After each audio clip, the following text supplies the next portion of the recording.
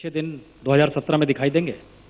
अगर लैपटॉप बांटें, समाजी पेंशन दी है, एक्सप्रेसवे चालू कर दें, किसानों को सुविधा दे दें, अमूल के 4 प्लांट लग जाएं, अक्षय पात्र से खाना बंटने लगे, तो मैं समझता हूँ एक अच्छी बात है।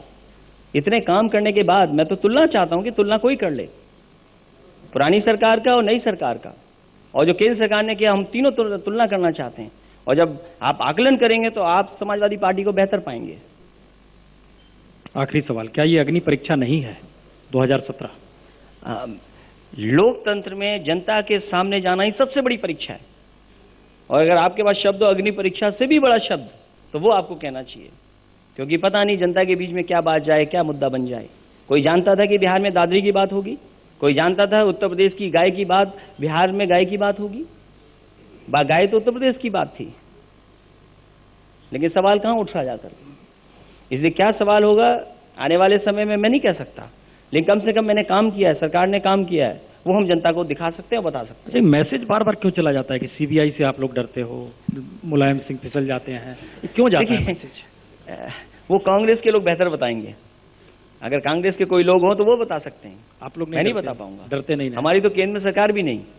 हाँ, ये अलग बात है कि उत्तर प्रदेश से काफी लोग आते हैं आईपीएस सीबीआई में, वहां से भी बहुत लोग आते हैं, दूसरे प्रदेश से भी, ये हम नहीं कह सकते। हाँ जी, फॉर्मूला दिया था कि आपके पिताजी और मुलायम जी बने प्रधानमंत्री बने और Rahul Gandhi deputy prime minister बने। यदि कांग्रेस आपसे कहती है कि राहुल गांधी प्राइम मिनिस्टर बने और Akhilesh Yadav deputy prime minister बने, तो क्या कोई समझौता हो सकता है? देखिए, मैं क्योंकि वो फार्मूला मैंने दिया था, मेरे पिताजी ने मुझे मुख्यमंत्री बनाया, तो मैं पिताजी के लिए कुछ तो कर सकता हूँ। नहीं, यदि आपको आता है, यदि ऐसा कांग्रेस फार्मूला देती है, तो क्या आप लोग इस पर विचार करेंगे? अब कांग्रेस वाले कब कहेंगे मुझे तो पता नहीं है। जी, अखिलेश, एक सवाल है। जैसे अग्नि परीक्षा की बात हो रही है, पार्टी के भीतर भी, सरकार के भीतर भी एक अग्नि परीक्षा है आपकी, क्योंकि डिफेक्टो सीएम बहुत है वहां पे। आपके चचा शिवपाल यादव प्रेशर में काम करते हैं, आप राम गोपाल यादव अलग से सत्ता चला रहे हैं, शिवपाल अलग से चला रहे हैं, आजम खान की अपनी एक पैरेलल सत्ता चलती है, मुलायम सिंह जी आपको डांट देते हैं पब्लिकली, तो कितना प्रेशर में आप काम करते हैं? देखिए, मैं कम से कम आपको ये कह सकता हूं कि समाजवादी लोग डेमोक्रेटिक हैं और लिबरल हैं। कोई बात कहीं कही जा सकती है, सुनवाई हो सकती है। वो जमाना तो नहीं कि कहीं सुनवाई नहीं थी। लोकतंत्र में ये सबसे अच्छी बात है। आखिरकार फैसला तो मैं ही लेता हूं। आज एक्सप्रेसवे बन रहा है तो फैसला तो मैंने लिया, मैंने ही बनाया है। 326 किलोमीटर का तो बता दीजिए, और अपने बजट से बन रहा हो तो बता दीजिए। 17 लाख लैपटॉप बांट दिए मैंने। लोग उसको कहते थे झुंझुना, जो डिजिटल डिवाइड को खत्म करना चाहते थे वो झुंझुना कह रहे थे उसको। तो कम से कम हमने काम करके दिखाया है, और जनता आखिरकार काम ही देखती है। ये अच्छी बात है। वो हमारे चचा और सब लोग हैं तो हमें बचाते भी, हमें राय भी देते हैं। जी, माइक। अच्छा प्रश्न है, मैं उत्तर प्रदेश से आता हूँ, उत्तर प्रदेश में ही रहता हूँ, आता इलाहाबाद से हूँ, रहता ग्रेटर नोएडा में हूँ। सब कुछ इतना अच्छा चल रहा है, तो एक प्रश्न बहुत छोटा सा आता है, ऐसा क्यों है कि आपकी सरकार द्वारा कुछ संवैधानिक निर्णय जो लिए जा रहे हैं, चाहे Uttar Pradesh public service commission के मेंबर्स और चेयरमैन हो, चाहे हायर कमीशन की पूरी कमीशन हो, चाहे सिलेक्शंस हो, चाहे पुलिस की भर्ती हो, सारी चीजें इलाहाबाद हाईकोर्ट बराबर पिछले 4 सालों से बराबर निरस्त करता चला जा रहा है, और वस्तुतः यह है कि आपकी सरकार लगभग ठप हो गई है तमाम संवैधानिक मसलों पे, तमाम और निर्णयों पर। अच्छा, ऐसा क्यों हो रहा है? मैं आपको धन्यवाद देना चाहता हूं। कम से कम वो बात उठाई आपने, इलाहाबाद के रहने वाले तो सब बातें आप जानते होंगे। और एक बार ये भी आरोप लगा था कि पुलिस भर्ती हो गई और सब एक ही तरह के लोग हो गए। ये बीजेपी ने भी उठाया और दलों ने भी उठाया, लेकिन जब परिणाम आ गया, रिजल्ट आ गया, उसके बाद एक ने भी सवाल नहीं उठाया। नहीं, मैं दूसरी बात आ रहा हूं, क्योंकि आपने पुलिस की भी जिक्र किया था। क्योंकि कोर्ट के सामने तो कोई कुछ नहीं कह सकता है, हम तो माननीय न्यायालय जो कहेगा उसका मानेंगे। इसीलिए हमने व्यवस्था बहुत आसान कर दी इस बार पुलिस भर्ती में। और व्यवस्था ये कर दी 10वां 12वें की आपके मार्क्स के नंबर, और आप फिजिकल टेस्ट दीजिए।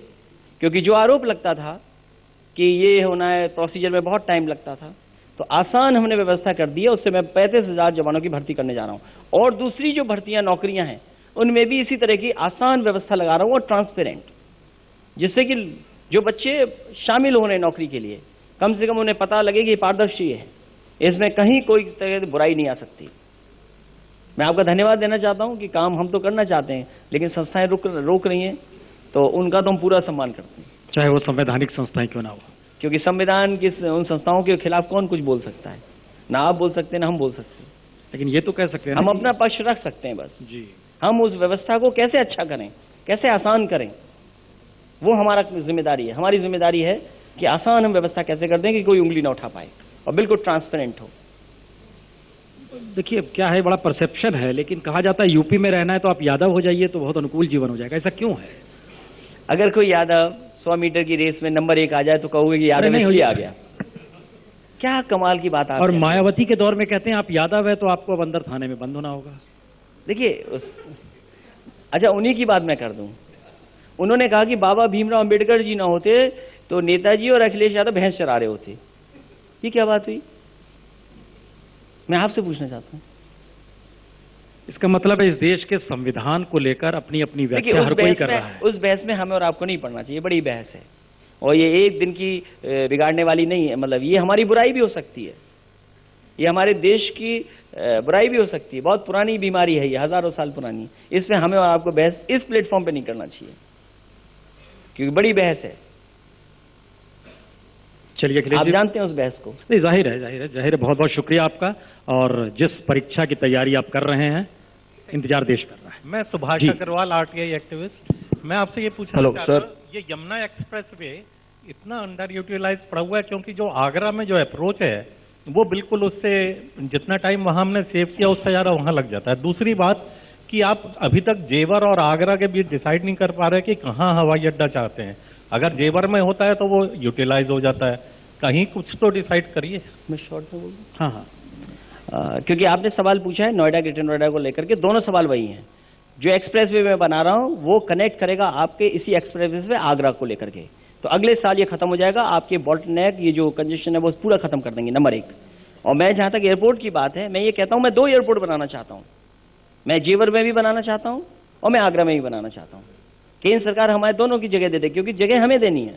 अगर नोएडा में लैंड एक्वायर करना पड़ेगा तो हमें एक्वायर करना है, हजारों करोड़ हमें रुपए लगाने हैं। तो मैं ये पूछना चाहता हूं केंद्र सरकार से कि उन्हें आपत्ति क्यों है? नहीं सर, टेक्निकली ये संभव भी नहीं है। इतने ऐसा नजदीक कुछ आप नहीं। 2 एयरपोर्ट नहीं बना सकते। नहीं, ऐसा हम अपना 300 बनाना किलोमीटर चाहते का रेंज जो है टेक्निकली जो नो, है, टेक्निकल है ही नहीं। टेक्निकल आता ही नहीं है इस तरह का। आगरा में पहले से ही एयरफोर्स का एक रनवे है। नहीं वो एक अलग है, लेकिन आप प्रोफेशनली अगर लाएंगे, कॉमर्शियल लिहाज से इतने नजदीक 2 एयरपोर्ट नहीं हो सकते हैं। टेक्निकली ये नहीं नहीं, कॉमर्शियली नहीं।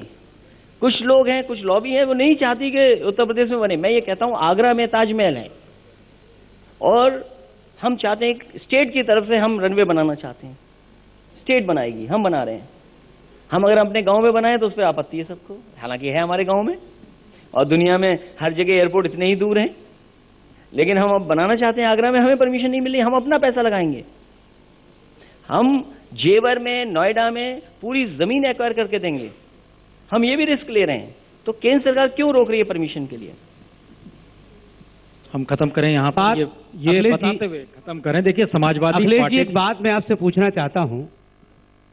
आप उत्तर प्रदेश के चीफ मिनिस्टर हैं, मैं मौलाना अंसार रजा, चेयरमैन गरीब नवाज फाउंडेशन। आजम खान जो जहरीली भाषा इस्तेमाल करते हैं, जिससे पूरे दुनिया में हिंदुस्तान के मुसलमानों को जलील होना पड़ता है, क्या आज तक आप लोगों के पास कोई ऐसा फार्मूला नहीं है कि उनकी जबान पर लगाम लगाई जा सके? क्या इतना डरते हैं आप लोग आजम खान से? ये बताओ, आप रामपुर के रहने वाले तो नहीं हो? जी नहीं। अच्छा, धन्यवाद। आप पूरी बात उनकी सुनते आप भी नहीं हो। उनसे ज्यादा मीठी भाषा बोलने वाला कोई नहीं है। भाषा है अच्छा, वो, उर्दू भाषा वो अगर कोई जहरीली बोल दे- भाषा है, वो मीठी नहीं है। मैं ये उर्दू कह- तो बहुत मीठी भाषा है। मैं आपसे कह रहा हूं, अगर आप उर्दू भाषा में बोल दें, कुछ भी बोलेंगे वो मीठा लगेगा। आप चाहे बोलिए शहर तो उगले। सही। आप बोल के दिखाइए उर्दू कितना अच्छा सर ये लगेगा। भाषा पे जा रहे हैं, आप नेता पे जा रहे हैं। ये उर्दू जुबान पे जा रहे हैं, आप उसके अंदरूनी। अब समझिए अब इस मिजाज को, सियासी मिजाज है। जी राजदीप जी। है कि विश्वास थोड़ा कम हुआ है समाजवादी पार्टी में। साफ बात है, आप जाते हैं बड़ी रैली में, शिवपाल जी को भेजते हैं महागठबंधन की रैली में, 24 घंटे बाद या 48 घंटे बाद आप कहते हैं कि हम इस गठबंधन के साथ नहीं है, हम अपना फॉर्मेशन कर रहे हैं। क्या वजह थी? क्योंकि कुछ लोग कहते हैं सीबीआई का दबाव था इसलिए ये किया गया। एक नंबर 2 जो बात है, सरकार ने आप पर सीबीआई का दबाव डाला और मुलायम सिंह जी ने कहा नहीं हम नहीं जाएंगे गठबंधन के साथ। नंबर 2, क्या आप अब मानते हैं कि आपने जो किया बिहार में वो आपकी गलती थी? यहां आप आकर आप सेक्युलरिज्म की बात करते हैं और वहां आप उसी सेक्युलर फ्रंट को डिवाइड करने की कोशिश करते हैं, इसलिए लोगों का विश्वास आप में कम हुआ है। कि आप मानते हैं कि गलती थी आपकी बिहार में? देखिए, और क्या आप नीतीश को लीडर मानने के लिए तैयार है 2019 में नीतीश कुमार के अंडर पूरी एक गठबंधन हो जाए? देखिए, मैं क्योंकि उस पर बहुत ज़्यादा लंबा नहीं बोल सकता हूं, लेकिन बात ये मैं कह सकता हूं कि जो वो गठबंधन बन रहा था उसके अध्यक्ष नेताजी थे। सभी लोगों ने मिलकर के उन्हें अध्यक्ष बनाया था, ये आप स्वीकार करेंगे बात?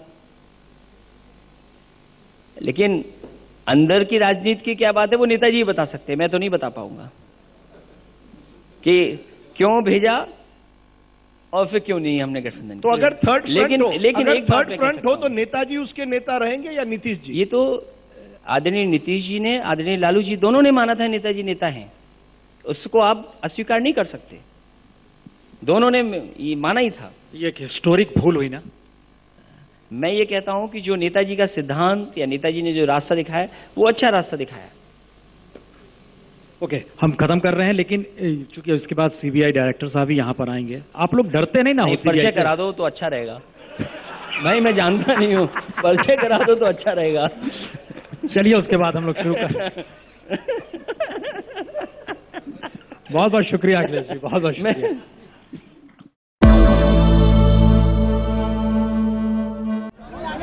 और वो तस्वीरें हम दिखा रहे हैं सलमान खान जिन्हें बॉम्बे हाई कोर्ट से बड़ी राहत मिली है। उसके बाद देखिए उनकी गाड़ी किस तरह से फैंस के बीच घिरी हुई।